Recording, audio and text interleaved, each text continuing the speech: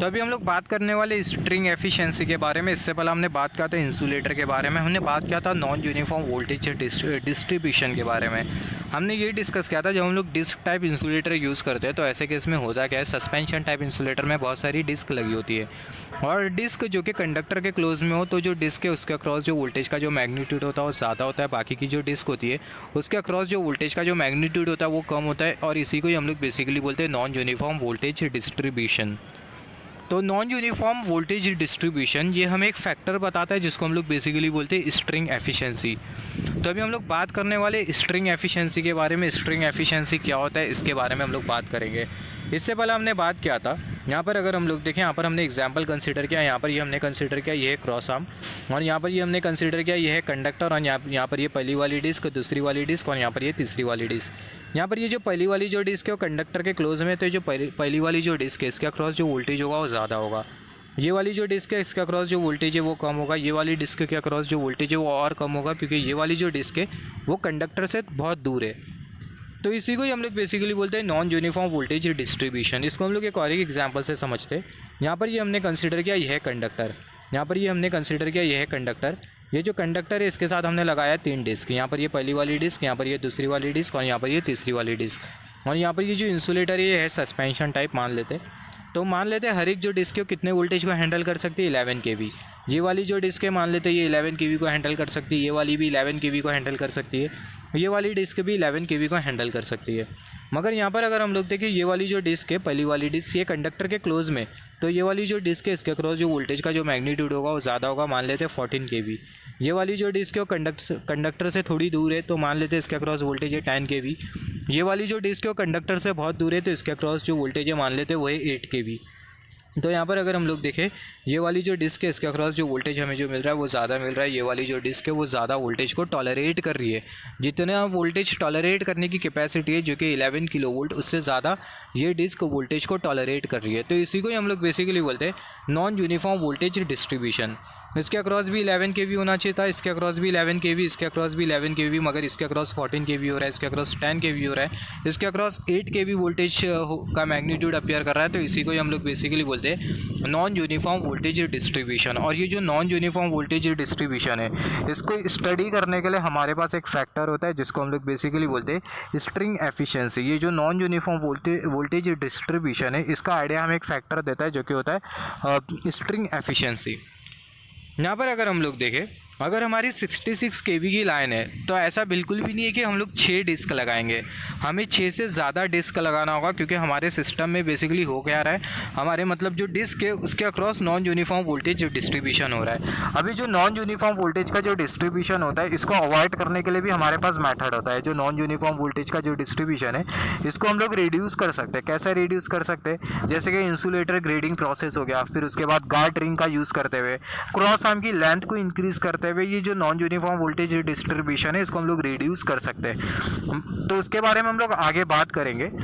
तो यहाँ पर सबसे पहला अगर हम लोग देखें मैथमेटिकली चीज़ों के बारे में बात कर लेते हैं। यहाँ पर हमने कंसीडर किया ये है क्रॉस आर्म, यहाँ पर ये क्रॉस आर्म, यहाँ पर ये हमने कंसीडर किया इंसुलेटर की डिस्क, यहाँ पर ये पहला वाला इंसुलेटर डिस्क और यहाँ पर ये दूसरा वाली इंसुलेटर डिस्क और यहाँ पर ये वाली इंसुलेटर डिस्क। तीनों जो इंसुलेटर डिस्क है वो कनेक्टेड है मेटेलिक कॉन्टैक्ट से। जैसे कि हमने लास्ट लेक्चर में बात किया था, हर एक जो इंसुलेटर की जो डिस्क होती है वो सेपरेटेड होती है मेटेलिक वायर से। तो यहाँ पर ये तीनों जो इंसुलेटर की जो डिस्क है वो मेटेलिक वायर से कुछ इस तरीके से सेपरेटेड है। ये मेटेलिक लिंक जो वायर हमें जो दिखाई दे रहा है कर्सर की टिप, इसी को ही हम लोग बेसिकली बोल रहे हैं मेटेलिक लिंक। यहाँ पर ये हमें क्या दिखाई दे रहा है, यहाँ पर ये हमें बेसिकली दिखाई दे रहा है कंडक्टर। तो यहाँ पर अगर हम लोग देखें यहाँ पर ये वाली मेटेलिक लिंक और यहाँ पर ये ऊपर वाली मेटेलिक लिंक और बीच में क्या है इंसुलेटर, तो यहाँ पर आपको मिलेगा कैपेसिटेंस। सिमिलरली यहाँ पर एक मेटेलिक लिंक दिखाई दे रही है और ऊपर भी आपको मेटेलिक लिंक दिखाई दे रही है और बीच में इंसुलेटर, तो यहाँ पर भी आपको कैपेसिटेंस। सिमिलरली ऊपर भी मेटेलिक लिंक और नीचे भी मेटेलिक लिंक और बीच में इंसुलेटर, तो यहाँ पर भी आपको मिलेगा कैपेसिटेंस, जिसको आप बोल सकते हो मेटेलिक कैपेसिटेंस, जिसको आप शो करोगे सी सबस्क्रिप्ट में एम से। तो यहाँ पर हमें 3 कैपेसिटेंस मिल रहे हैं मेटेलिक कैपेसिटेंस, यहाँ पर ये CM, यहाँ पर ये CM और यहाँ पर ये CM। तो यहाँ पर अगर हम लोग देखें आपको एक और एक कैपेसिटेंस मिलेगा। यहाँ पर ये जो आपको जो मेटेलिक कॉन्टैक्ट आपको जो दिखाई दे रहा है, यहाँ पर ये जो ट्रांसमिशन टावर का जो आपको जो ये दिखाई दे रहा है स्ट्रक्चर, यहाँ पर ये ट्रांसमिशन टावर, यहाँ पर ये क्रॉस आर्म, और यहाँ पर ये मेटेलिक लिंक, यहाँ पर ये मेटेलिक लिंक और यहाँ पर ये ट्रांसमिशन टावर, दोनों के बीच में भी आपको कैपेसिटेंस मिलेगा जिसको आप बोलोगे शंट कैपेसिटेंस। और वो जो शंट कैपेसिटेंस होगा उसको हम लोग शो करेंगे सी सबस्क्रिप्ट में एस से, सी सबस्क्रिप्ट में एस से, सी सबस्क्रिप्ट में एस से। यहाँ पर अगर हम लोग देखें जो शंट कैपेसिटेंस है इसका जो मैग्नीट्यूड होता है वो कम होता है in comparison with the metallic capacitance, इसके बारे में हमें पता होना चाहिए। वो शंट कैपेसिटेंस है, यहाँ से भी आपको क्वेश्चन आ सकता है, जो शंट कैपेसिटेंस है उसका जो मैग्नीट्यूड होता है वो कम होता है in comparison with the metallic capacitance. जो शंट कैपेसिटेंस है उसका जो मैग्नीट्यूड होता है वो कम होता है in comparison with the metallic capacitance. तो जो सी एस है वो है क्या, ये है shunt capacitance, capacitance between metal and tower. और सी एम ये है क्या, कैपेसिटेंस बिटवीन मेटल। यहाँ पर अभी अगर हम लोग देखें जैसे कि हमने डिस्कस किया, यहाँ पर ये वाला जो कैपेसिटेंस है, ये वाला कैपेसिटेंस, ये वाला कैपेसिटेंस, ये वाले कैपेसिटेंस के अक्रॉस जो वोल्टेज है वो है V1 मान लेते हैं, इसके अक्रॉस वोल्टेज है V2, इसके अक्रॉस जो वोल्टेज है उसको हम लोग कंसिडर कर लेते हैं V3 वोल्टेज। यहाँ पर अगर हम लोग देखें आइडियली हम लोग क्या चाहते हैं कि V1 voltage, V2 voltage, V3 voltage, voltage का जो डिस्ट्रीब्यूशन है वो इक्वल हो या फिर हम लोग बोल सकते हैं यूनिफॉर्म हो। मगर प्रैक्टिकली जो वोल्टेज का जो डिस्ट्रीब्यूशन होता है वो यूनिफॉर्म नहीं होता। V1 वोल्टेज V2 के बराबर में नहीं होता और जो V2 जो वोल्टेज है वो V3 के बराबर में नहीं होता। तो यहाँ पर अगर हम लोग देखें जो नॉन यूनिफॉर्म वोल्टेज डिस्ट्रीब्यूशन है इसी के बारे में हमें एक फैक्टर बताता है जिसको हम लोग बोलते हैं स्ट्रिंग एफिशिएंसी। स्ट्रिंग एफिशिएंसी है क्या, string efficiency is a factor which shows non uniform voltage distribution across insulator disc. Insulator की डिस्क के अक्रॉस जो नॉन यूनिफॉर्म वोल्टेज डिस्ट्रीब्यूशन है वो हमें एक फैक्टर बताता है जिसको हम लोग बेसिकली बोलते हैं स्ट्रिंग एफिशिएंसी फैक्टर। यहाँ पर अगर हम लोग देखें वोल्टेज डिस्ट्रीब्यूशन अक्रॉस डिस्क इस नॉन यूनिफॉर्म। अगर डिस्क के अक्रॉस वोल्टेज का डिस्ट्रीब्यूशन अगर नॉन यूनिफॉर्म होता है तो ऐसे केस में आपकी जो स्ट्रिंग एफिशिएंसी होगी वो कम होगी। स्ट्रिंग एफिशिएंसी अगर आपकी जाती है इसका मतलब वोल्टेज का जो डिस्ट्रीब्यूशन है इंसुलेटर की डिस्क के अक्रॉस वो कैसा है, वो है uniform. Voltage distribution across disc अगर यूनिफॉर्म होता है तो ऐसे केस में जो स्ट्रिंग की जो एफिशिएंसी होगी वो ज़्यादा होगी। स्ट्रिंग एफिशिएंसी ख़राब है इसका मतलब नॉन यूनिफॉर्म वोल्टेज डिस्ट्रीब्यूशन है इंसुलेटर की डिस्क के अक्रॉस, और स्ट्रिंग एफिशिएंसी अच्छी है। स्ट्रिंग एफिशिएंसी अगर ठीक ठाक है, ज़्यादा है, तो ऐसे केस में होगा क्या, जो वोल्टेज का जो डिस्ट्रीब्यूशन होगा डिस्क के अक्रॉस वो यूनिफॉर्म रहेगा। यहाँ पर अगर आप देखो जो स्ट्रिंग एफिशिएंसी इसे कैलकुलेट करने के लिए हमारे पास ये फार्मूला होता है। ये फार्मूला के हेल्प से हम लोग स्ट्रिंग एफिशिएंसी को कैलकुलेट करते हैं। V1 + V2 + V3 3 × V3 × 100%। हम लोग एफिशिएंसी कंसिडर कर रहे हैं तो ये रीज़न की वजह से यहाँ पर हमने लिखा 100%। यहाँ पर ये V1 V2 V3 है क्या, जो डिस्क के अक्रॉस जो वोल्टेज का जो डिस्ट्रीब्यूशन है वो है V1 V2 V3। यहाँ पर ये D1 डिस्क, यहाँ पर ये D2 डिस्क और यहाँ पर ये D3 डिस्क। तो जो D3 जो डिस्क है वो कंडक्टर के क्लोज में राइट, तो यहाँ पर ये जो D3 जो डिस्क है इसके अक्रॉस जो वोल्टेज होगा वो कैसा होगा, वो ज़्यादा होगा। यहाँ पर ये जो नॉन यूनिफॉर्म वोल्टेज डिस्ट्रीब्यूशन के बारे में हम लोग जो बार बार जो बात कर रहे हैं इसको हम लोग यूनिफॉर्म वोल्टेज डिस्ट्रीब्यूशन में किस तरीके से कन्वर्ट करेंगे इसके बारे में भी हम लोग बात करेंगे। तो ये वाली जो डिस्क है इसके अक्रॉस मान लेते हैं वोल्टेज V3, ये वाली जो डिस्क है मान लेते हैं इसके अक्रॉस वोल्टेज V2 है, ये वाली जो डिस्क है इसके अक्रॉस जो वोल्टेज है मान लेते हैं वो है V1। तो प्रैक्टिकली हमने देखा V1 V2 और जो V3 है वो हमें बराबर में नहीं मिलेगा, मगर इसको हम लोग क्या करेंगे, इसको हम लोग बेसिकली यूनिफॉर्म वोल्टेज डिस्ट्रीब्यूशन में कन्वर्ट करेंगे और वो कन्वर्ट करने का जो मेथड है उसके बारे में बात करेंगे। तो यहाँ पर अगर हम लोग देखें यहाँ पर आपको कितनी डिस्क दिखाई दे रही है, 10 डिस्क। पहली वाली डिस्क के अक्रॉस V1 वोल्टेज, दूसरी वाली डिस्क के अक्रॉस V2 वोल्टेज, तीसरी वाली डिस्क के अक्रॉस V3 वोल्टेज। तो आप यहाँ पर लिखोगे V1 + V2 + V3। अगर 4 डिस्क होती तो आप लिखते V1 + V2 + V3 + V4 और डिनोमिनेटर में 4 × V4 राइट, और यहाँ पर ये 100%। तो यहाँ पर ये रिलेशन है, ये रिलेशन के हेल्प से आप कैलकुलेट करोगे स्ट्रिंग एफिशिएंसी को। Formula to calculate string efficiency. तो यहाँ पर अगर हम लोग देखें जैसे कि हमने डिस्कस किया है जो डिस्क के अक्रॉस जो वोल्टेज होता है वो कैसा होता है, वो नॉन यूनिफॉर्म होता है। डिस्क जो कि कंडक्टर के क्लोज में होती है उसके अक्रॉस जो वोल्टेज का जो मैग्नीट्यूड होता है वो ज़्यादा होता है। डिस्क जो कि कंडक्टर से दूर होती है उसके अक्रॉस जो वोल्टेज का जो मैग्नीट्यूड होगा वो कम होगा। V1 जो वोल्टेज होगा वो कम होगा in comparison with the V3 voltage. तो यहाँ पर ये जो वोल्टेज का जो डिस्ट्रीब्यूशन है वो कैसा है, वो है non uniform distribution voltage, non uniform distribution of voltage. तो ये जो वोल्टेज का जो डिस्ट्रीब्यूशन है इसको आपको क्या करना है, यूनिफॉर्म करना है। तो यूनिफॉर्म वोल्टेज डिस्ट्रीब्यूशन आप कैसा करोगे, तो यूनिफॉर्म वोल्टेज डिस्ट्रीब्यूशन आपको करने के लिए मतलब डिस्क के अक्रॉस जो वोल्टेज है उसको यूनिफॉर्मली डिस्ट्रीब्यूट करने के लिए आपके पास अलग अलग मेथड होता है। आप सबसे पहले क्या कर सकते हो, जो शंट कैपेसिटेंस है उसको रिड्यूस कर सकते हो क्रॉस आर्म के लेंथ को इंक्रीज करते हुए। यहाँ पर अगर हम लोग देखें जो शंट कैपेसिटेंस है, by reducing capacitance between metal and tower that is shunt capacitance. जो शंट कैपेसिटेंस है उसको हम लोग रिड्यूस कर सकते हैं। यहाँ पर अगर हम लोग देखें, हमें जो शंट कैपेसिटेंस जो दिखाई दे रहा है इसको हम लोग क्या कर सकते हैं, रिड्यूस कर सकते हैं। शंट कैपेसिटेंस को रिड्यूस करते हुए, ये शंट कैपेसिटेंस को रिड्यूस करते हुए जो वोल्टेज का जो डिस्ट्रीब्यूशन है आप उसको यूनिफॉर्म कर सकते हो। मगर यहाँ पर प्रॉब्लम क्या होती है, अगर आप ये शंट कैपेसिटेंस को रिड्यूस करते हो तो ऐसे केस में जो क्रॉस आर्म की जो लेंथ है उसे आपको क्या करना होगा, इंक्रीज करना होगा। क्रॉस आर्म की लेंथ को आप इंक्रीज कर रहे हो तो ये बेसिकली हो जाएगा इम्प्रैक्टिकल। तो यहाँ पर ये जो पहला वाला जो मेथड है शंट कैपेसिटेंस को रिड्यूस करके क्रॉस आर्म की लेंथ को इंक्रीज करते हुए वोल्टेज के डिस्ट्रीब्यूशन को यूनिफॉर्म करना, तो ये तो हम लोग नहीं कर पाएंगे क्योंकि ये बेसिकली हो जाएगा इम्प्रैक्टिकल। हालांकि ये मेथड से जो वोल्टेज का जो डिस्ट्रीब्यूशन है डिस्क के अक्रॉस वो यूनिफॉर्म हो जाता।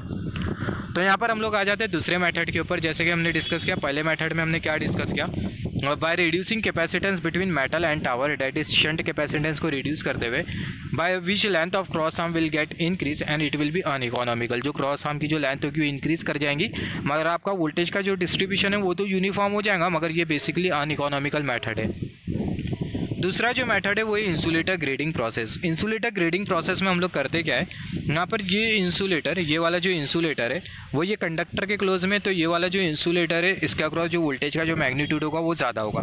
तो ये वाला जो इंसुलेटर है इसकी रेटिंग हम लोग सबसे ज़्यादा रखेंगे। फिर उसके बाद ये वाले इंसुलेटर की रेटिंग कम होगी, ये वाले इंसुलेटर की जो रेटिंग होगी वो भी और कम होगी। तो यहाँ पर ये जो प्रोसेस होता है इसको हम लोग बेसिकली बोलते हैं इंसुलेटर ग्रेडिंग प्रोसेस, जिसमें हम लोग अलग अलग रेटिंग के इंसुलेटर को यूज़ करते हैं। तो अलग अलग रेटिंग के इंसुलेटर को यूज़ करने का जो प्रोसेस होता है इसी को ही हम लोग बेसिकली बोलते हैं इंसुलेटर ग्रेडिंग प्रोसेस। और इंसुलेटर जो कि कंडक्टर के क्लोज में होगा उसकी जो रेटिंग होगी वो सबसे ज़्यादा होगी।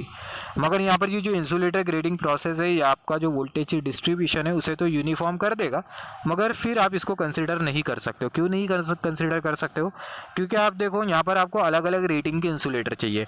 अलग अलग रेटिंग के इंसुलेटर बनाने के लिए आपका जो कॉस्ट होगा वो ज़्यादा चले जाएगा। तो ये भी हमारे कॉस्ट के अगर हम लोग ये कॉस्ट का पैरामीटर कंसिडर करें तो ये भी हम लोग इसको भी हम लोग यूज़ नहीं कर पाएंगे। इंसुलेटर ग्रेडिंग प्रोसेस को भी हम लोग यूज़ नहीं कर पाएंगे वोल्टेज के डिस्ट्रीब्यूशन को यूनिफॉर्म करने के लिए। इंसुलेटर ग्रेडिंग प्रोसेस में हम लोग बेसिकली अलग अलग डिस्क यूज़ करते हैं, अलग अलग रेटिंग की। हर एक जो डिस्क होती है उसे हमें सेपरेटली मैन्युफैक्चर करना होता है। However voltage across each disc will be uniform, जिसके वजह से होगा क्या, हर एक डिस्क के अक्रॉस जो वोल्टेज होगा यूनिफॉर्म हो जाएगा। मगर ये जो इंसुलेटर ग्रेडिंग प्रोसेस है ये भी अनइकोनॉमिकल है, क्योंकि जो मैन्युफैक्चरिंग कॉस्ट है अलग अलग रेटिंग वाले इंसुलेटर डिस्क को बनाना ये थोड़ा कॉस्टलियर होगा। तो यहाँ पर ये जो इंसुलेटर ग्रेडिंग प्रोसेस है ये भी हम लोग नहीं कंसिडर कर सकते, इसका भी हमें एक डिसएडवांटेज मिल गया। तो यहाँ पर ये तीसरा प्रोसेस होता है जिसको हम लोग बेसिकली बोलते हैं, ये जो तीसरा जो प्रोसेस होता है वोल्टेज डिस्ट्रीब्यूशन को यूनिफॉर्म करने का, उसको हम लोग बेसिकली बोलते हैं, just wait for a second, ये जो तीसरा जो प्रोसेस होता है, जस्ट वेट, यहाँ पर ये जो तीसरा जो प्रोसेस होता है, ये जो तीसरा जो प्रोसेस होता है इसको हम लोग बोलते हैं स्टैटिक शील्डिंग मेथड। हाँ, तो ये जो तीसरा वाला जो मेथड होता है इसको हम लोग बेसिकली बोलते हैं स्टैटिक शील्डिंग मेथड, जिसको हम लोग बेसिकली बोलते हैं ground wire method. Static shielding method, ground wire method, या फिर हम लोग बोल सकते हैं गार्ड वायर मेथड, ये जो प्रोसेस है या फिर ये जो मेथड है वो एक ही है, नाम अलग अलग है।